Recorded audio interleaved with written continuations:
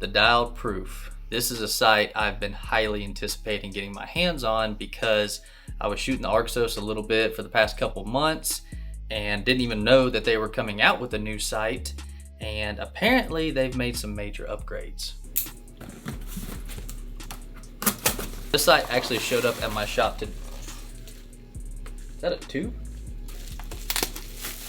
As I was saying, this sight actually showed up at my shop today on my day off, so I ran up there real quick to grab it because I'm leaving for Kansas in 3 days and I want this on the front of my Prime. Talk about thinking outside the bottle. This packaging is pretty eye-catching to say the least. Oh wow, I already see a lot of things I like. God dang, did they redo the whole flipping sight? Look at this. Oh. Assuming this has the sight tapes in here. Oh, they're stuck together. I'll get that in a second. Look at that daisy right there. Okay, I literally just spent about 3.5 to 4 minutes looking over this sight, and I think they fixed every complaint that I had about the Archery. Now, in order to dial this sight up or down, the lever is right here at the index finger, or I guess you use your thumb finger as well.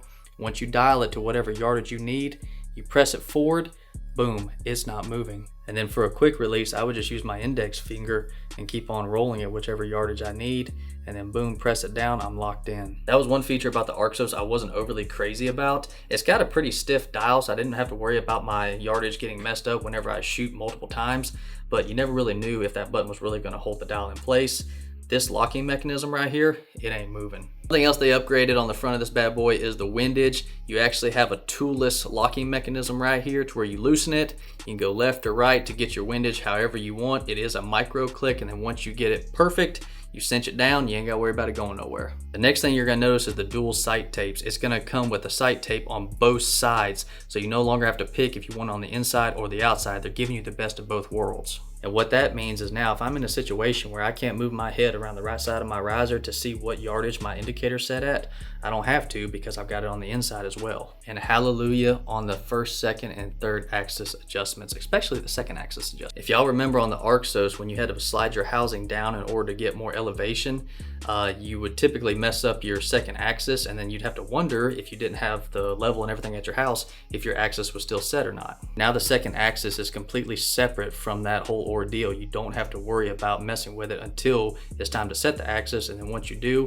boom, you don't have to worry about it getting moved again. Probably the thing I struggle with the most on the Archery, and I know a lot of other shooters did as well, is moving your indicators for your pins. Now with the turn of a single Allen key, you loosen this, and then you can move all 3 of your indicators, or however many you have, just with your fingernail up or down to get the yardage that you want it set to. They still have their little sun shield ordeal right here, and what that allows is for you to control how much light actually gets to your fibers. If you've ever shot outside when it's super bright and you had no way to cover up your fibers, then your pins typically get a lot bigger, which means at longer distances, it's gonna be harder to see your target. And just like the curtains on your window, you can slide this little ordeal forward or backwards to control how much light you want to get to your fibers. And of course, it has a light itself for those super low light conditions. If you're hunting in a blind and it's late in the evening, you can blow those fibers up so you can see your pins and your target. So I went with the 3-pin vertical and a 10-1 thou.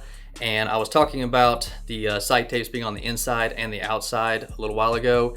And something that just came to my mind, which I'm assuming was their thought process as well. I've only got one indicator on the outside, which, if we're being honest, when this thing is mounted to my bow, the only time I'm gonna be going around the outside of my riser is when I'm just using my dominant pin and I'm probably just target shooting or shooting long distance for fun or attack events, right? Well, they went ahead and put the 3 indicators for all 3 pins on the inside because when you're gonna utilize all 3 pins, it's probably gonna be in a hunting scenario and you're potentially not gonna be able to move around the outside of the riser to see it because you obviously don't want to get busted by the critter. So having those on the inside where you just have to look to the inside of your bow, see which indicators on what pin for whatever yardage you need, and that way it eliminates movement and the chances of you getting busted during your hunt. It's like they took every hunting scenario possible and put it into one package. I'm tired of talking about this ordeal. I want to get out and shoot it.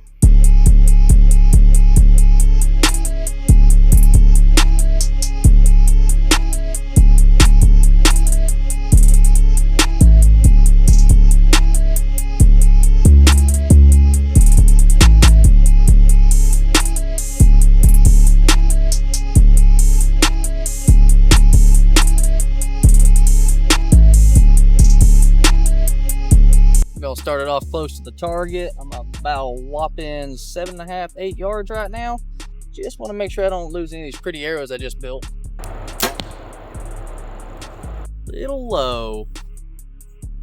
Since that shot was a little low, I already dropped my mag down, but I didn't drop it down all the way, so I'm gonna go ahead and bottom it out. God, it's so nice not having to worry about screwing up your second axis anymore. And she is all the way down now. This sight just looks mean.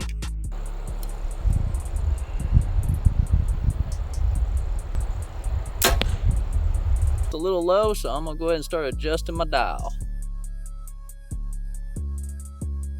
Alright, my elevation wasn't bad, so now I'm gonna bring it to the right.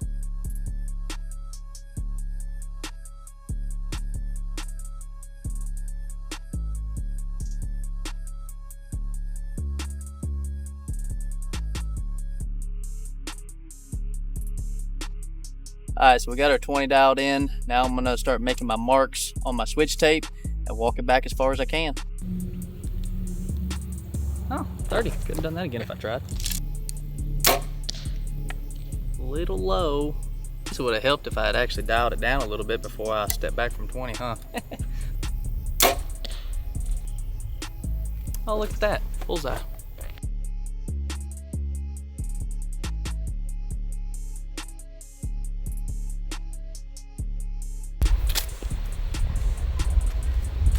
That was 90 yards with my top pin. And I still got a little bit more room, but we're gonna stop right there, go see what sight tape I need to put on there, and look at my other 2 pins, which aren't even calibrated yet.